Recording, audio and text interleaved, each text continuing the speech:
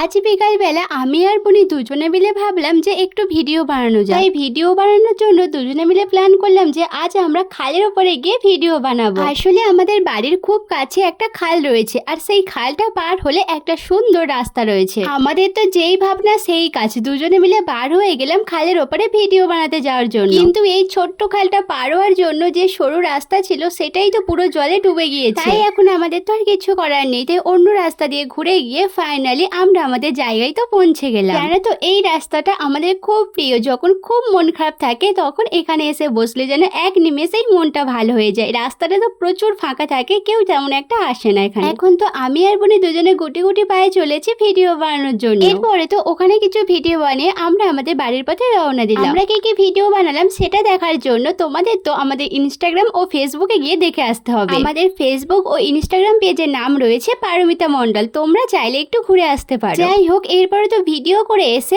আমি আর বোন দুজনে মিলে আবারও রেডি হয়ে বার হয়ে গিয়েছিলাম একটু বাজারে যাওয়ার জন্য। আজ তো বাজারে তেমন বেশি কাজ ছিল না, শুধু গিয়েছিলাম একটু ফুচকা খাওয়ার জন্য। আসলে আমার বোনই আমার কাছে আবদার করেছিল যে চল দিদি এখন আমাকে একটু ফুচকা খেতে নিয়ে চল। তাই এখন ওর আবদার রাখার জন্য আবারও আমরা রেডি হয়ে বার হয়ে গিয়েছিলাম ফুচকা খাওয়ার জন্য। ফুচকা খেয়ে আমরা তো বাড়ি চলে এলাম। আজ তাহলে আসি, দেখা হচ্ছে নেক্সট ভিডিও।